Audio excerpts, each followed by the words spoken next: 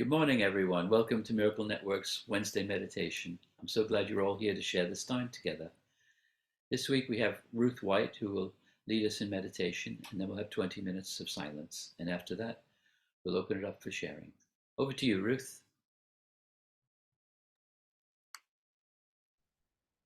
Hello, one and all. How would you feel if you had no past? How would you feel right now? Is it a scary thought?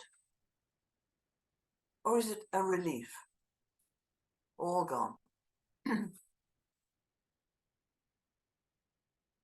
come into the present moment, we need to release the past. And it doesn't seem to want to disappear by itself. So there are different methods of coming back into the normal state of being present. The nuns call it silent prayer. Eckhart Tolle, the power of now.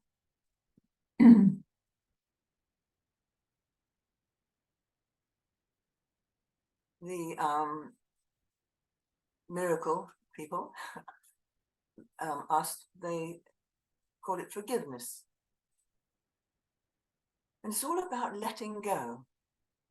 Letting go. Because we are spirit, pure and innocent, whole and innocent, and all is forgiven and all let go.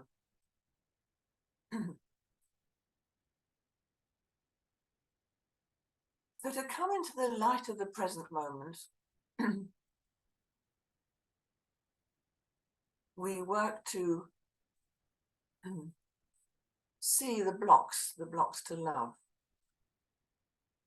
because love is all we are.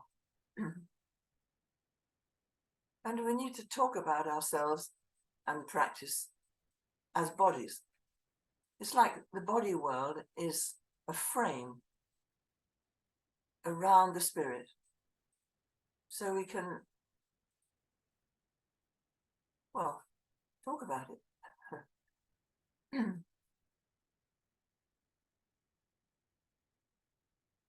So we're for so little of the time in the present, and it's these habits that cling on. Little children have no past.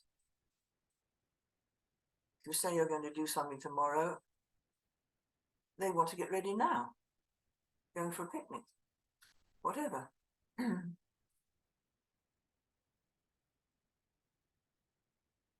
So to free ourselves of these habits and ideas, prejudices, we actually need to look at them, to expose them. And this is not the common thing. We say, oh, I don't want to talk about this. I'm not going to buy into that, or all sorts of expressions to thinking we're overcoming the negative or the thought that's coming in. But you need to be quite brave to look at these things that inhibit the love. And if it's a person or a situation or a thing, we need to bring it back into our mind. The very last time we felt like this, and experience it, feel the emotion of it, look at it, go through it again. Very uncomfortable some of the times. Can we do that? Can we let ourselves do that? Because our minds are like quicksilver, always darting around and avoiding the future. The mind is never in the present. So, in actual fact, it's rubbish, isn't it? The mind. It's always in the past or the future. Well, the future is built on the past. So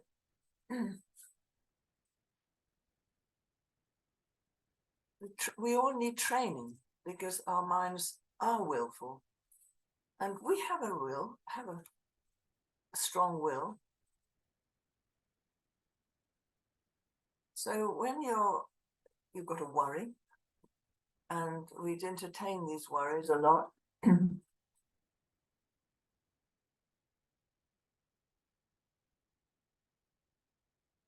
Be brave enough to look at it, keep looking at it. And in the end, you find it's not true. You see this just a thought, it's just a thought passing through.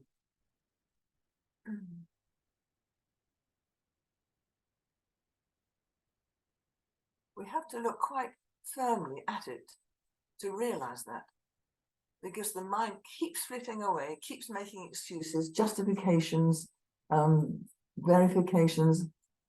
And as soon as we start seeing that, we're not captured by that.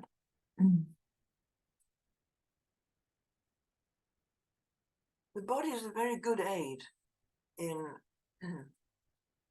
bringing us back into the now, because it's always here and now. And actually, it doesn't lie.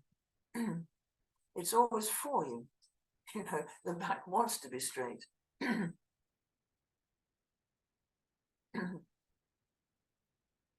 No, it's the mind that doesn't want to be in the present, because it would disappear. It would be death to the ego. So of course it fights, brings up all sorts of wonderful excuses why you have to do this and that. I'll just give you a little example. This is always better to keep it alive and not go into the past too much. I've got a grandson. He's very bright. He left Bristol with a first and was given an offer by Goldman Sachs to go into Goldman Sachs.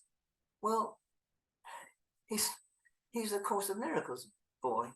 At least he's been to 3 sessions. And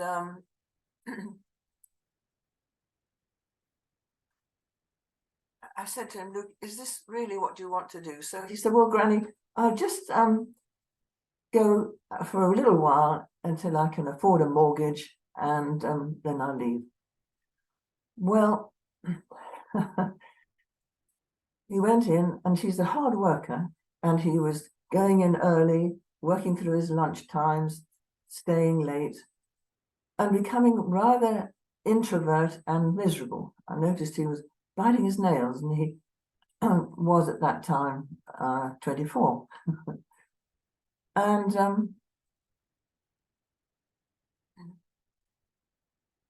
he had a breakdown. It's very early to have a breakdown in your life, and I could call it a breakup really, because he definitely saw the light in this time. Goldman Sachs were very good to him, and they allowed him to take 6 weeks off, go to a gym. They didn't give him sedatives, which was excellent. And yes, he had people to talk to. But it was a wonderful time because he saw, well, it wasn't a wonderful time for him. He was very miserable there because there was no creative energy. It was just looking at screens, saying numbers over and over again. And so on the phone, I was going to Australia this Christmas, and on the phone, he phoned me up. And he said, "I've been thinking about Goldman Sachs." He'd left by this time, and he was managing a pensions firm, something, which was much happier for him. And he said, "I was thinking about Goldman Sachs," and his voice was very down.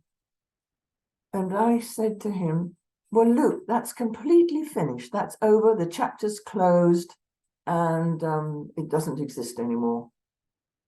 And there was a bit of a sob on the other end of the phone. And this is from a boy of 20, 25, 26. And he said, I don't know why I'm crying, but I do. He'd let it go. And what a relief. It's an amazing relief. I'm sure you've all got experiences like that when you realize you are free and you can go, whatever it is, and do it. Another thing, when we moved to this house, which is smaller than our last house was an ancient monument and with 7 bedrooms, and we accumulated an awful lot of treasures, I'll call them. I put them in the barn, and they mounted up, children's possessions as well. And they were always there in my mind, must lock up the barn, and there they were. So when we moved to this house, I thought, I just haven't got the energy to have a jumble sale or to do anything with them. So I got house clearance and thought, well, you know, this must be precious to the chap that's collecting them all. And so I said, well, he said, well, give me £100 and I'll clear it away for you. So all my precious possessions I was going to have to pay for to get rid of them. But you know, there was nothing in that barn that brought me joy. And it was such a relief, such a weight off my shoulders. Yes, it's funny what we hold on to. So what do we hold on to? It's all our worries, our problems, and our attachments. That's what we hold on to. And there are, you know, and we could so easily ask for help, but the ego won't allow us to ask for help. No.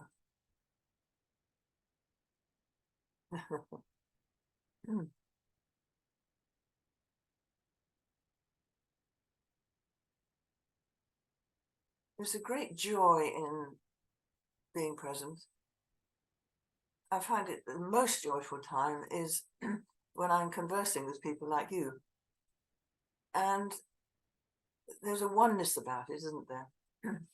That you understand and are completely with it. We know this is true, don't we? To let go attachments. It's the only reason why there's misery in the world. It's attachments. Dan, are you all right? Yeah. Good.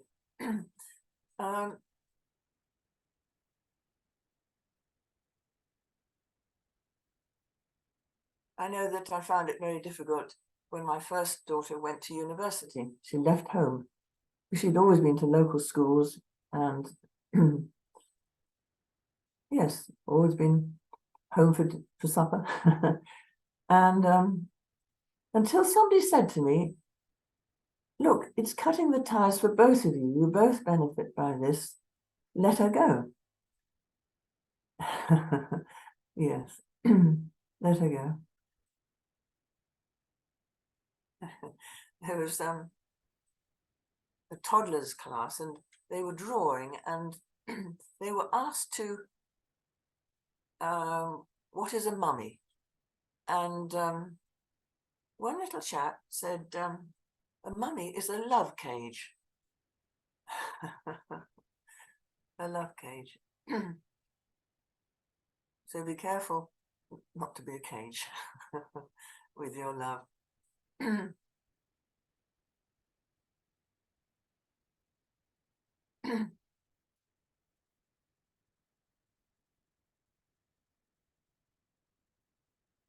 How good it feels to allow that love to flow. There's no barriers between you, just to let the love flow. It could be a beautiful scene, or a musical instrument if you're at one with it, or a baby. It doesn't have to be yours. when I had my first daughter in hospital, I looked at all these babies. They're all wrapped up in a row, in a long row. First of all, I thought, gosh, how embarrassing. Mine's so much prettier than all the others. But I found actually that even if it wasn't my baby, the love for babies, just babies, was there. It wasn't any particular attachment. It sounds strange, but there wasn't.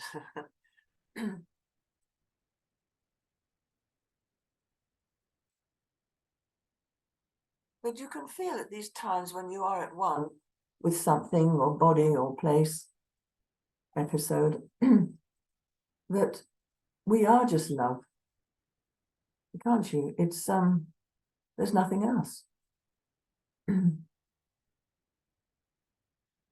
So we're some of the very most fortunate people that to realize that. Yes.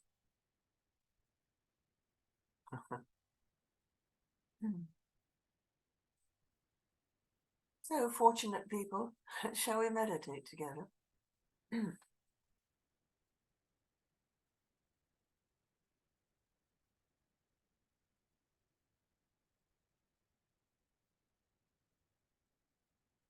That all right? Down to meditate now.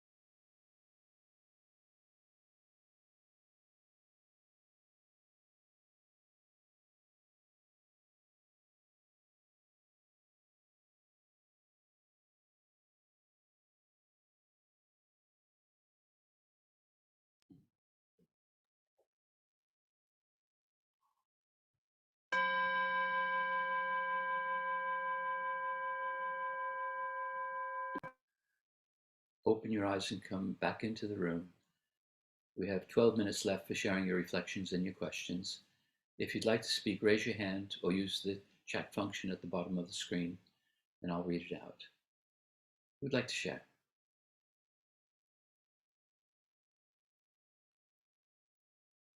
Norman, take yourself off mute. Excuse me. Thank you, Ruth. I've got a tickle in my throat too. And it's a sort of a reverse thank you initially, because the sound kept coming and going. Sometimes it was loud enough to hear, other times it went down to quiet, and I was fiddling with the volume, trying to listen to it. And of course, the ego was having a field day. So that by the time the silent period came, it went, oh, thank God for that peace and quiet at last. And then there were all these ego thoughts going. And then all of a sudden, that's not very gracious of you, Norman. And I thought to myself, that doesn't sound like an ego thought. So it's a double thank you. Because even through all the ranting and raving of the ego, there's that nice quiet voice. That's not very gracious. And the ego wouldn't have thought of that in a million years. So it's a very pleasing, thank you. Yes, it's wonderful that even in the dream we can hear the truth, the voice of truth coming through. Yes, thank you, Norman. You're looking very smart today.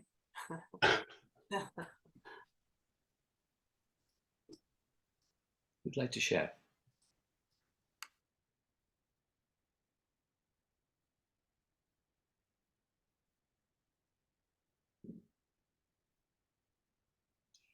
John, take yourself off mute. Thank you, Dan. Thank you, Ruth. That was wonderful. I just loved listening to the stories, really, that you shared, because it's something I can really resonate with. And when we went into meditation, I had a lovely 20 minutes just focusing on what that child called her mum as a love cage. Because although my mother passed probably 40 years ago now, I didn't always think of her as a love cage growing up. So she certainly wasn't a love cage at my form, at my level of form. And that was one of my biggest things. And I so resonate with you when you said about you've got to look at those things. Because what I found was that I had so much garbage in me, so much hatred, so much bitterness, so much resentment, nearly all towards my mother. Because I've made her the devil, if you like, and I've made my father the saint, which is the classic split, and neither were true. You know, they're both equal. But until I went to really dug deep, and like you said, it's painful. I had to really look at that and have it witnessed by non-shaming faces, so that I wasn't made wrong. And then once I'd released that, then I felt an enormous love and connection, even though my mother had been dead then 20 years. Because otherwise, what I felt was it's very easy for me to get into these lovely, high, loving, spiritual concepts, you know. But if I haven't done that, it's almost like that squirty cream, spraying that squirty cream on the garbage. So that was wonderful. And when you shared about your grandson, it was interesting as well, and how lovely that was. Because I've had my youngest daughter on to me lately. She's just broken up her most recent relationship. And she always calls me when these things happen. And because she was sobbing and her eyes were red and she was crying and everything else, and there wasn't one part of me that felt sympathy for her. Because I understood it was awkward. I was able to be with her, first of all, and to hold those tears, where I wouldn't have been able to do that if I hadn't have cried that amount myself and cried myself out in the beginning. And it was so clear how much she appreciated just being able to hold that space and allow those tears to come through, you know. Because so often as kids, we're told, you know, don't cry, you know, just write it off and get on with it and all this.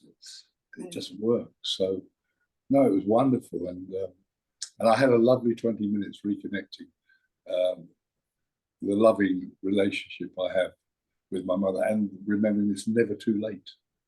It's never too late to heal those things, you know.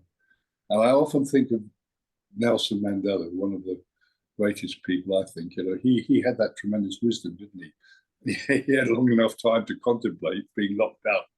But when he came out, he made a deal, didn't he, with the perpetrators of all the crimes and the murders, the white South Africans, that if they were prepared to go to a court and go through a proper hearing with the judge and the jury, that he would agree that they, whatever the outcome of the court case was, he would pardon them, because he understood that the people, the indigenous people, needed to have that witnessed before they could come to a point of compassion. So, yeah, I got such a lot from your introduction and the meditation. Thank you. Oh, thank you, John. That's beautiful. Lovely. Thank you very much for sharing that. Yes. We sometimes need help in letting go the past. Just have somebody to listen helps tremendously.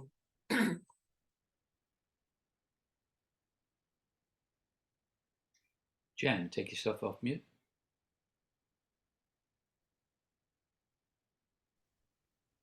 Hi, hi Ruth. Hi everyone.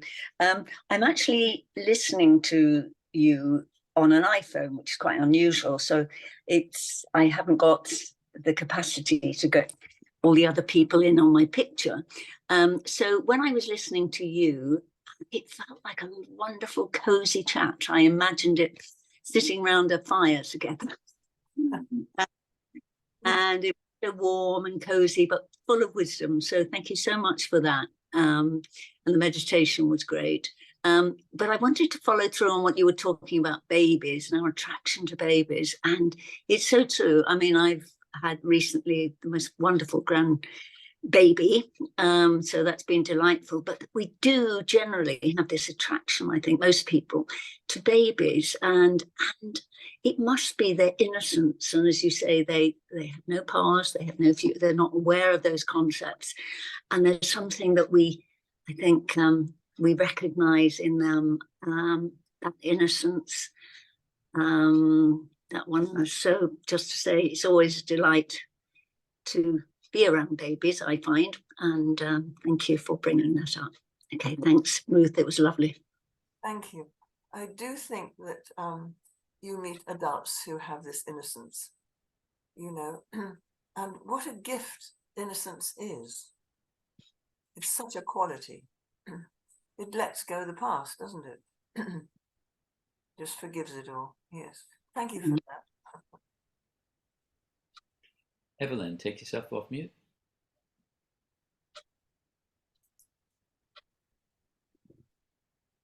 Thank you so much, Ruth. I find that find what you were saying very touching and heartwarming. And I just have a feeling that I have met you. I'm going to ask, have you ever been to Grimstone Manor? Yes, I have. Yes, because I was a volunteer there for about 2.5 years. I know. And I saw you too. I remember, yes, I remember with great joy. Yes. Your lovely gatherings. So Yes. thank you everyone. Oh, thank you, Ruth. lovely. So lovely. Yes, nice to see you again. Thank you. Well. Who'd like to share?